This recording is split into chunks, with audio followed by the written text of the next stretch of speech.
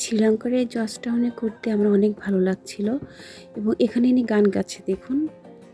Inner একটা পা নেই, গান গেয়ে কিন্তু উনি সাহায্য প্রার্থনা করছেন। এবং জর্জ টাউনের প্রতিটা রাস্তা এত সুন্দর, সবাই কি সুন্দরভাবে ঘুরে ঘুরে দেখছিল।